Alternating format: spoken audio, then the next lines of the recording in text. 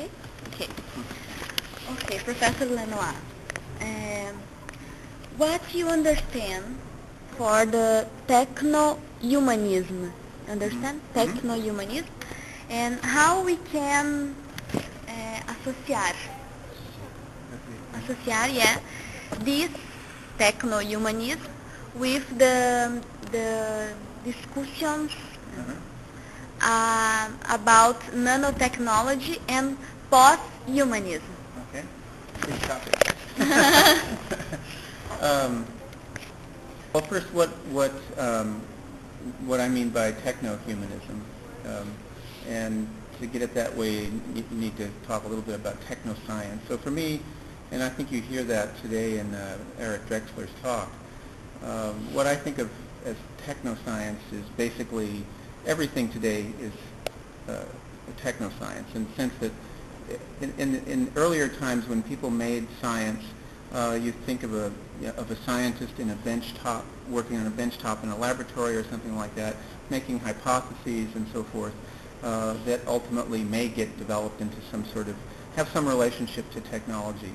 But today, the science just is the technology. There really is no distinction between the science and the technology. The goal of the science is to understand the machines that we make better. And part of that has been, it's really changed really the whole notion of nature in many ways. There's not a sort of independent nature out there. Nature is fundamentally a machine, and in order for us to be able to, better understand it, we basically have to turn nature into a machine. So that to take that to its ultimate limit would be really the program of nanotechnology that Drexler describes today. I mean, he's been the visionary, the sort of promoter of this program since the 1980s. That ultimately we need to control nature at the submolecular level, to be able to control the position of atoms, control their positioning and arrangement, turn those into machines to make things at various kinds of levels and at different costs and so forth.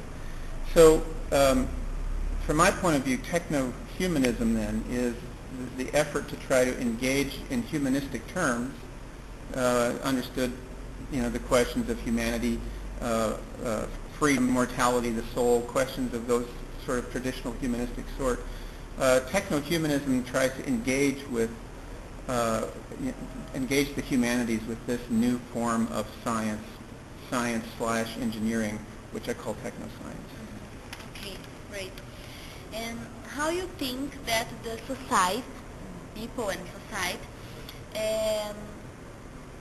work and receive the new technologies, and do you think that the people today is prepared for the nanotechnologies? Well, I think that I think we all have become enthusiasts for technology. Nobody seems not to want technology. I mean, it's kind of like the air we breathe, it seems, so that everyone wants some part of it. And so I don't think, all the way from these fantastic new kinds of recording devices that give really wonderful recordings for, in a really tiny device, or from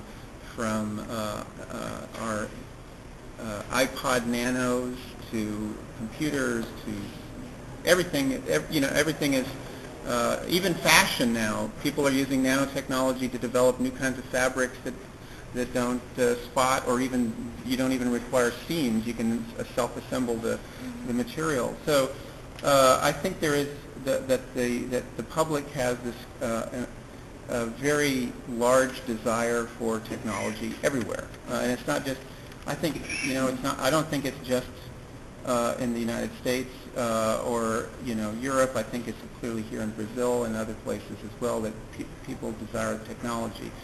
Now, what the question is how to make how to make beneficial use of this technology, one of the kinds of things that Drexler talked about, for instance, this morning, is the numbers of companies that are actually using nanomaterials to develop things. Not all of those companies are, I just was part of a study in the area where I live in the United States, which is North Carolina. There are around 50 new companies doing nano stuff, and there are about 4,500 nanotechnology, high technology companies in that state, and 50 of them are doing nanotechnology. Only about 50% of those have any connection with academic institutions or with the other, they're just companies that are out there doing this stuff. So one has to figure out, well, what about the particles that they're creating? What about the materials that they're creating? Are they, what do we know about the toxic effects of these materials? And so we all desire technology, but it's not clear that there are beneficial uses for all of it, and we need to figure out ways to involve the public more into participating in the decision about making and distributing these technologies. I didn't hear much about that today. Okay. And what are the main problems, ethical problems, to the nanotechnology? Well, I think there are similar problems as every new technology. We don't really, one is access, the availability of this technology to to other people. Right now, the primary investors in nanotechnology are the military, and there's enormous military uses for these technologies. Drexler just mentioned one in passing, which is sensors. Sensors of all kinds are crucial, and the military is heavily involved in developing these, as various other types of nanotechnology. Medicine as well.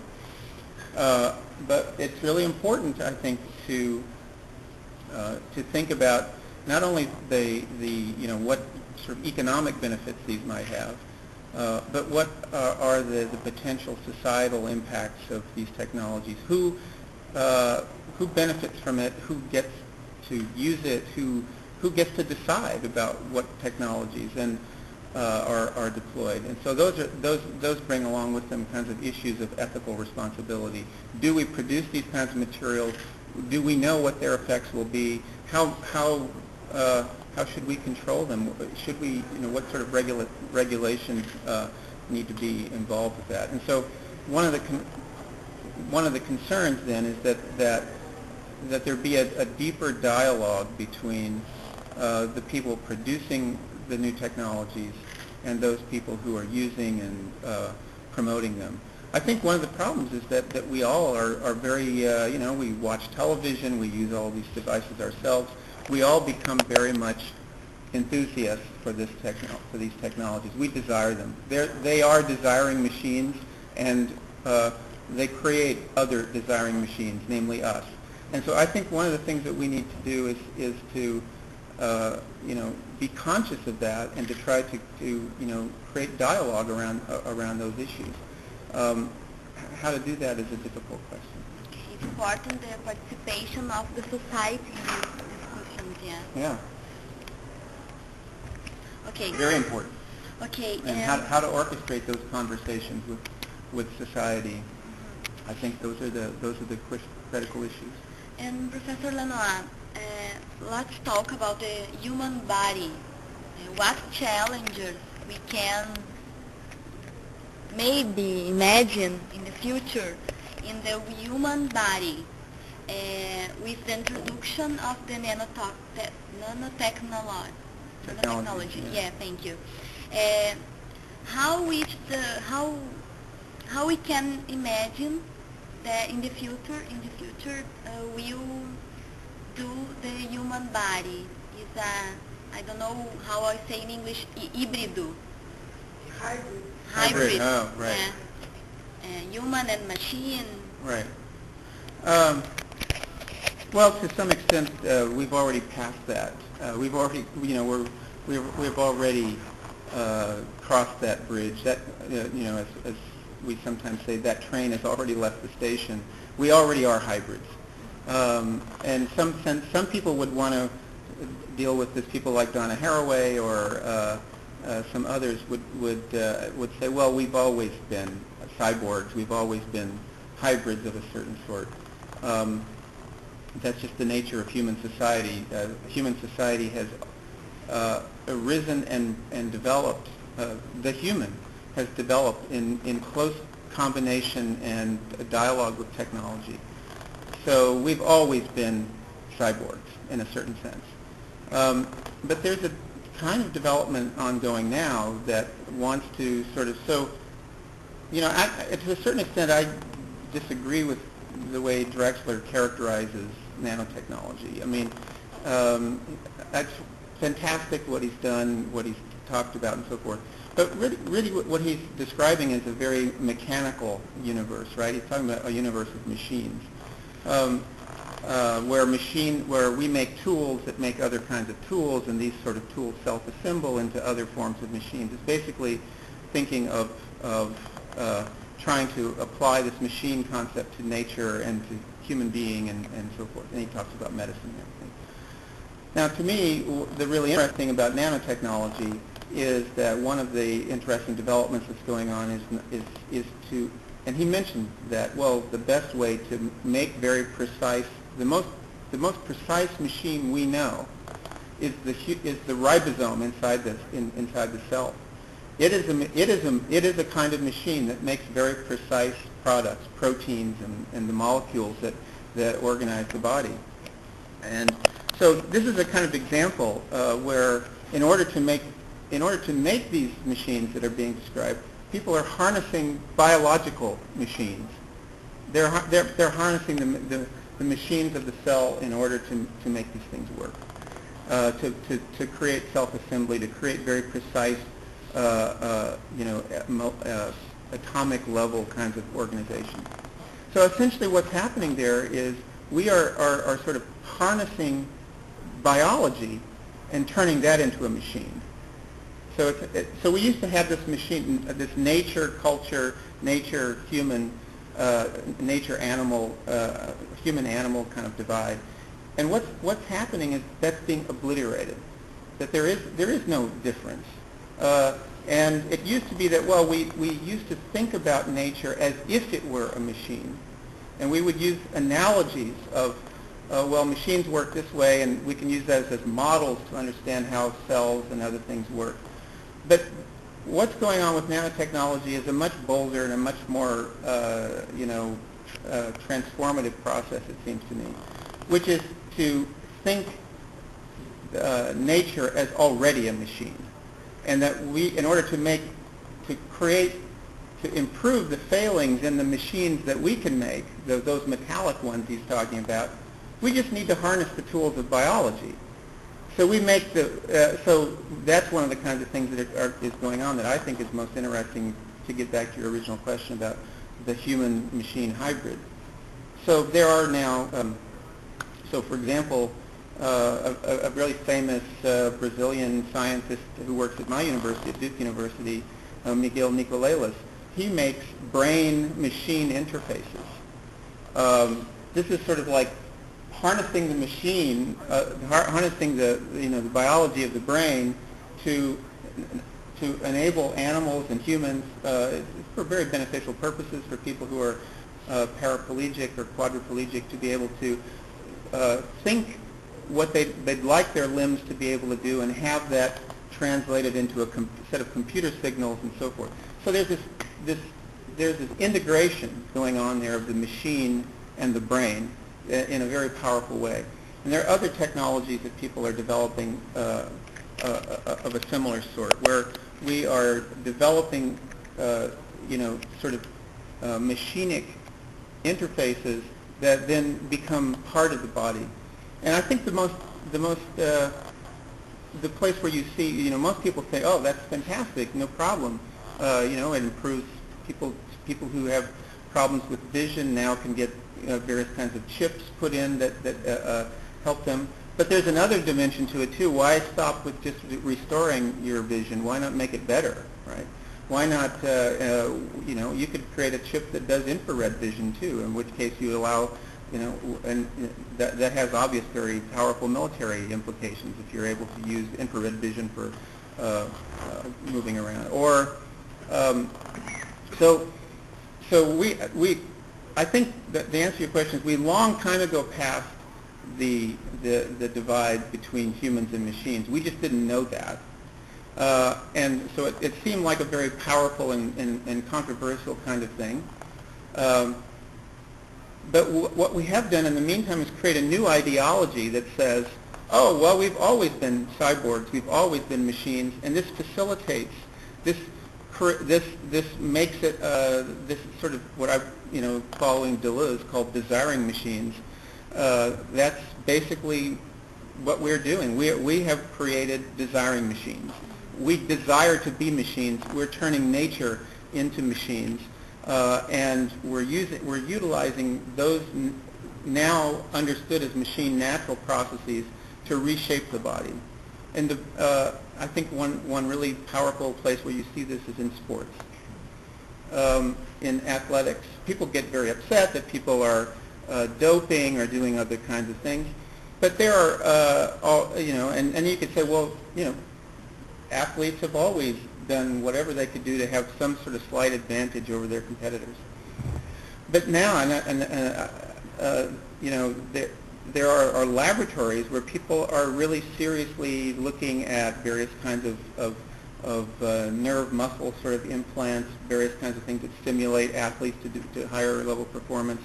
There's discussion about ways to detect what people suspect is going to happen in the China Summer Olympics, where there's new kinds of genetic technologies that allows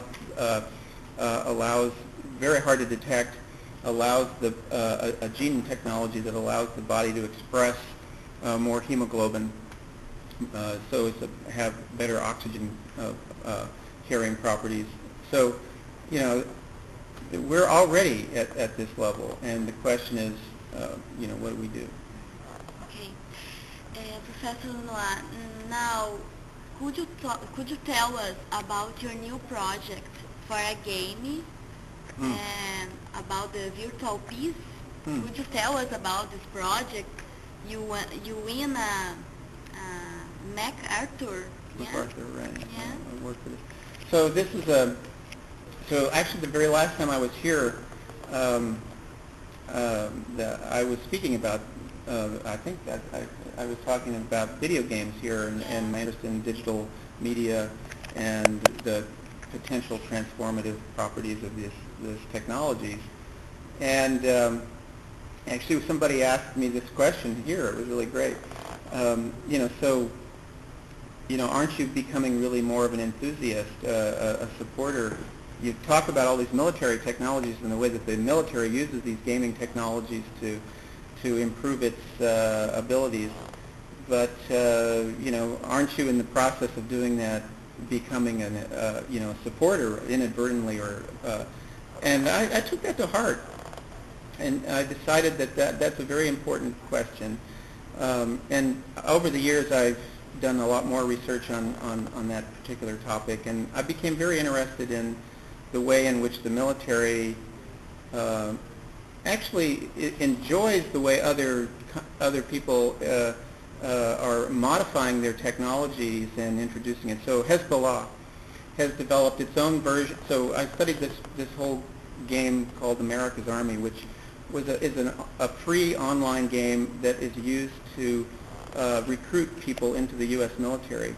But it's also used to, it also has capabilities built into it to determine you as a player, if you participate in this game, what role in the military might you best serve? What could you best do in the military? It turns out there were ways of measuring your performance and the types of jobs that you would be best skilled at in the military.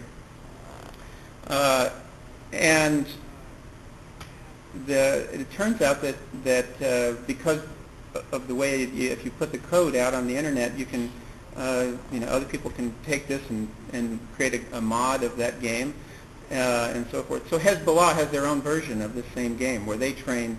So what we've done is increased, the really potential for violence in the world by spreading this technology, and then just the sort of viral nature of that technology and the way it works, that people can grab it, modify it, repurpose it, and so that they're doing, it's to me in many ways it's gotten just totally out of control.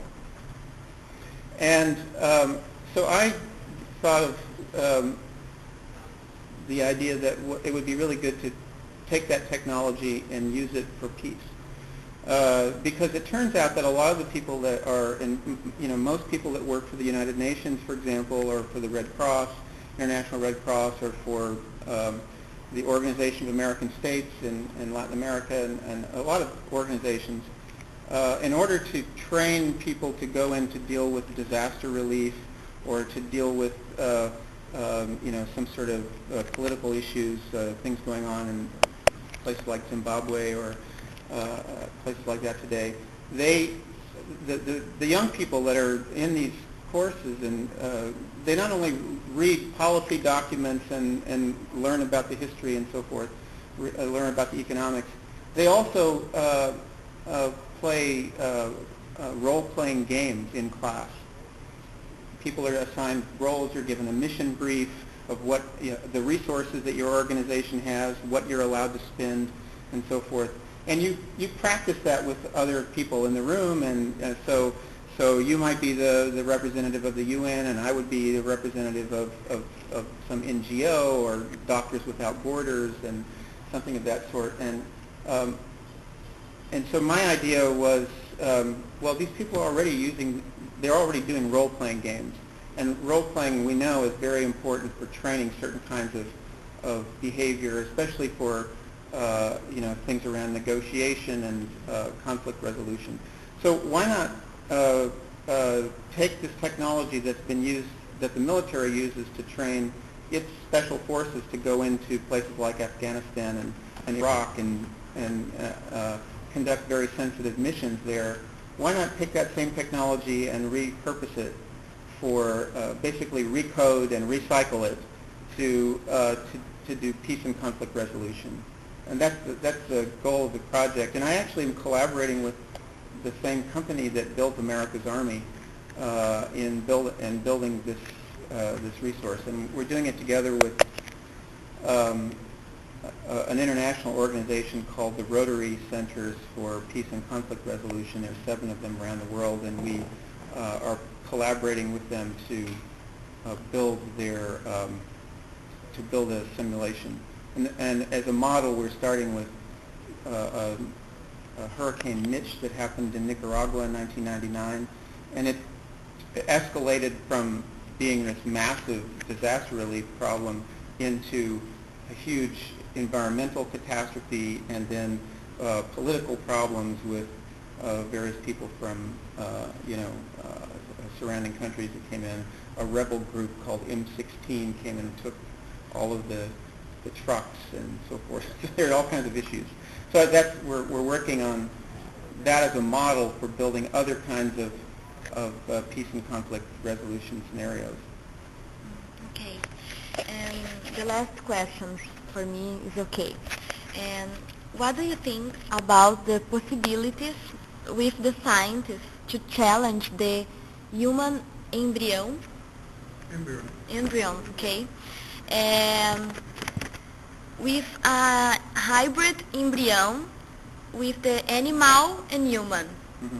What do you think about this possibility? And for you, this challenge can make the new road post-human? Mm-hmm. Well, I mean, there are a lot of fantasies about modifying the genome in ways, inserting various kinds of sequences that might be. So if some of the kinds of goals that the people in the field of nanotechnology and medicine, if some of the goals that they have are ultimately realized, then one would there are, and you can always come up with rationale for why you should do this, right? To solve genetic disease, to solve various other kinds of problems. But there are already, there's a sense in which, personally, I don't hold much future for that. I think there's much more of a chance of totally transforming human being altogether than there is in creating sort of hybrids. I think we already are building hybrids. We're doing, particularly in, as I was saying earlier, in sports, we're trying to do that very, very. I think the possibility for merging animals with, taking gene sequences from animals that are successful at, various kinds of things and integrating those. Who knows? I mean, that's such a big. You need some very complicated programs to figure out what the possibilities of that are going to look like and whether you could do it or not. It's a fantastic topic for science fiction movies. Not so sure about. I think 10 years ago I would have said yes, absolutely. And I think today my feeling about that is that it's very, very complicated to tamper with nature in a way that you can predict. And that I think is a powerful force of resistance to actually, creating the kinds of things that someone like Drexler is encouraging us to pursue. Okay. Would you like to talk? Anyone more? No, I think so. That's great. Nice question. Thank you. Thank you for the interview. Sure. Thank you. If you don't mind, I have one question now. I'm with the online newspaper at the university and also doing press relations. So I'm going to be sending the story out for the press. What are you going to be talking tonight? Can you give us a briefing of your talk tonight? Well, before I heard Drexler today, I had planned a certain talk, and I suppose I will stick with that, but I'm very tempted to do something different now. But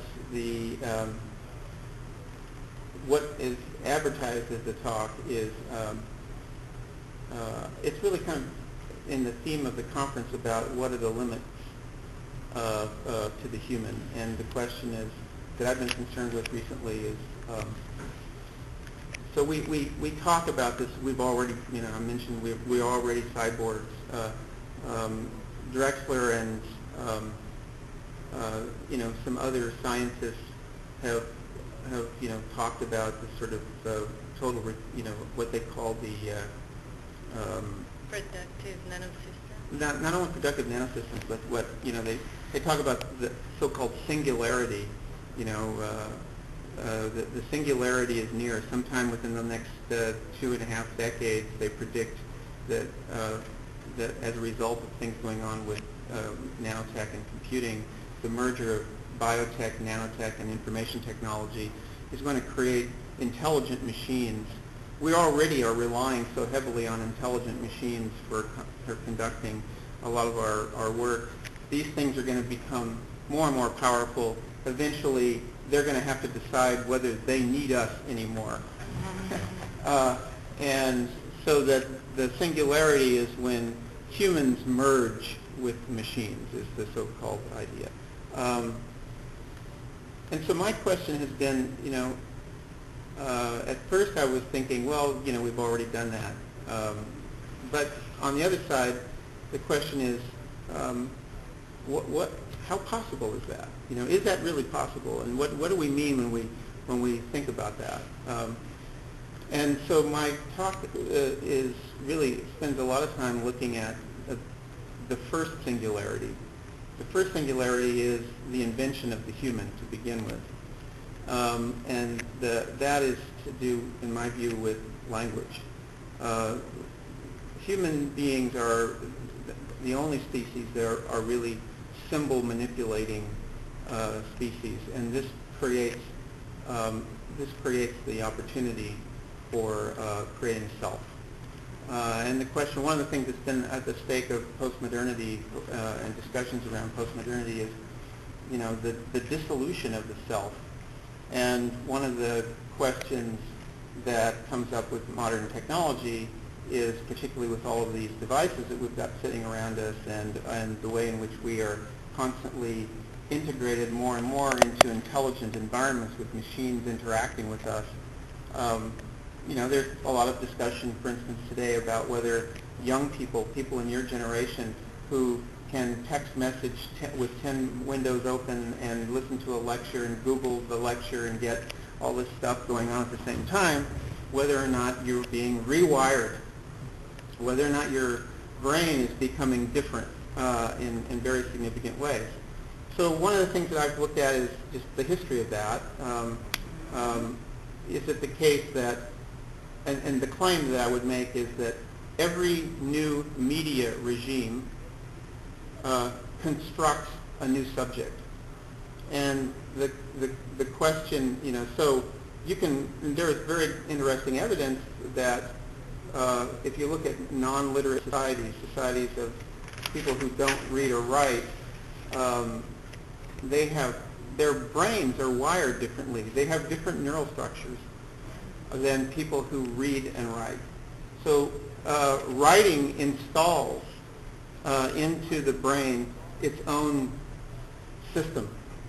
And the question is, does new media install a new kind of system, and what happens to the self? And that is, and so a lot of people celebrate that, that we are becoming multiple. That myself is, I'm the Googling self and the I-aming self and the cell phoning self. All of these are, all of these media are constructing us in new ways. And I guess I'm a little bit parallel to my earlier response. I'm wondering, is there a limit? Is there a limit to the multiplicity of the self? Ian Hacking asked this question in his really great book. And he, at first I was resistant to his answer, which is actually there's a limit. Who said that? That's counsel. Yeah. And I was very resistant to that. I'm sorry, whose answer? Ian Hacking is a philosopher, and Pascal, who's frequently here in Brazil, is they've had some interesting dialogue around this point. And I was kind of resistant to. Have been over the years a technological enthusiast and for being multiple.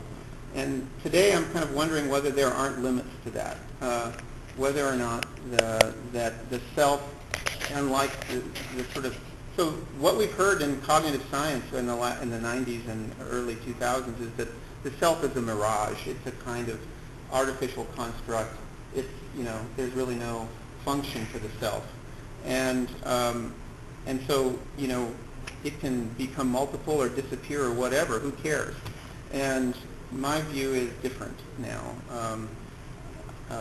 Unfortunately, in the talk that I will give tonight, I don't come to that conclusion. I came to that conclusion after writing the talk.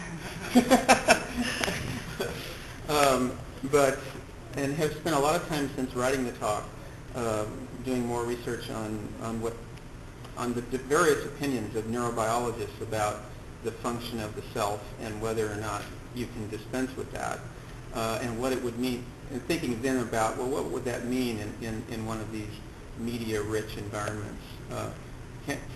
In short, will there be a post-humanities? I'm not sure. And do you think the nanotechnology will just provoke a new revolution like the ones we've been seeing lately with the writing, with TV, with computer, or will it possibly be something a lot bigger? I think bigger. Why? Well, because I think there is the, first of all, I think that, I don't think, so one of the things that I was disappointed in that Eric Drexler didn't get a chance to go into is the societal impact of this work. One of the things that, I think we've already seen this in biotechnology. One of the things that happened in biotechnology was, so if you think about if you go back and you look at the history of what things biotechnology really sort of was successful at and focused on and developed, you can look at the Human Genome Project and the idea of sequencing the genes and so forth. And the things that they've specifically picked out that are the opportunities for further development all turn around taking those biological functions and those bits of biology that interface very easily with computers. So those things that could become digital are the ones that became the focus of biotechnology. And what happened with that was it made biotech liquid. It made it fluid. It made it basically integrate in a very it became the core, really, has become the core of globalization. So in linking, so the digital revolution in biology made biotech suitable for globalization, is why multinationals are so into it and so interested in it. Nanotechnology will take that to a further extreme. And the question is, what are the social implications and the social transformations that will result from that? So a lot of people think that, look at globalization as just another form of ideology of multinational corporations. There are big corporations based in, Europe and the United States and elsewhere, utilizing these networks for their own purposes. But actually, it seems to me that things are going in a very uncontrollable direction at the moment. That global networks are transforming the planet in really kind of interesting and perhaps unpredictable ways. And we need to think about, I don't think it's just, as Drexler says, I don't think it's just a matter of controlling terrorism. I think that's a kind of, to me that wasn't, not, I don't think that's a direction we can really understand very carefully. What's the matter to me is that really what nanotechnology does is it expands the opportunities for control down to the molecular level across the planet in a way quite similar to what we've seen happening in biotech. That those things that can interface with computers and can become mobilized across networks globally, those are the things that are productive. And we're talking about doing that now with everything through nanotechnology. And that's a kind of quantitative revolution that perhaps becomes massively qualitative. Okay. Are you afraid of this scenario? I don't think I'll be around to see it. But, yeah, I think actually, I don't know. I mean, I'm not sure. I'm very engaged at the moment in trying to develop counterforces to, not that, I mean, I don't, so Drexler said in his response to one of the really interesting questions this morning that we should, it's not, the futuristic stuff you should worry about, he said, but don't worry about what's going on in the lab today. Don't try to interfere with what's going on in the lab today. Worry about the future. And my view is we have to get into the lab today. And people need to be in discussion and conversation with the scientists. And so one of the other projects that I'm involved with right now is, and I think it's I'm not quite sure what their motive is for promoting these projects that the National Science Foundation has created, these centers for nanotechnology. And I was just part of a team that was awarded a National Science Foundation grant to build a center for environmental impacts of nanotechnology. And my role in that is one of the group leaders for societal implications of this work. And so what we're trying to do is, again, use game technology to bring together the public and other stakeholders like environmental activist groups and other people into dialogue with the scientists and the engineers that are building these and industry people that are building these products, and engaging in more open dialogue about that, and the so-called stakeholders. And, you know. It's a kind of a regular game, like anyone could play it, like for the mass?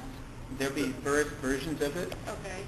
One is a game similar to the type of training thing that I described for field operatives for like the United Nations and so forth. And that is a kind of classroom, you know, it would bring together different people that are more or less professionals and different layers of the public and so forth. But there will be another version of this that so it's a national center and it has different affiliates in different other universities. And we will put this in collaboration with local museums in those different places where there'll be sort of, you know, science cafes, the kind of thing that has been developed in Europe, particularly in England, where they have these, they call them nano juries, where they have a sort of public town hall meeting where people discuss these issues. So we're going to put this into different kind of museum contexts where it will be available for structured use within that, and then there will be another version of it that's a single-player game. We hope that here's an example of globalization for you. We hope that within the next 5 years we'll be able to do a much bigger version of this, because in China at the moment the premier game engine is being designed that takes the game engine that we use for our project and is taking it to a whole different level with new kinds of capabilities that will allow many, many more people to participate in these online environments, virtual worlds. And so we're hoping to take advantage of that in this project down the road. May I suggest a question? Right, of course. What would be the role for humanity in this process? How do you see it? Well, I think the kind of thing I am describing is, is a humanities project fundamentally, in the sense that it's trying to create. It's recognizing that the conditions of dialogue and discourse, shape the technology. And that so to facilitate those, facilitate getting inside the places where decisions are made and where conversations happen, to open that up and to make those dialogues more public, and to look at the example we've seen of the role of blogs, for example. People, probably several of you have blogs. I don't, because I thought it would just be an enormous time sink. Some people can write everything they think. I'm not capable of doing it. But look at the impact that those have had. Those blogs have become the major news source for much of the world, just sort of collecting from the different viewpoints of a lot of different kinds of people, all the way from highly trained professionals to just interested persons in the public. It has really transformed the political sphere, and I'm hoping that we can take that as a kind of model for technoscience. Thank you very much. Thank you. Quando vai sair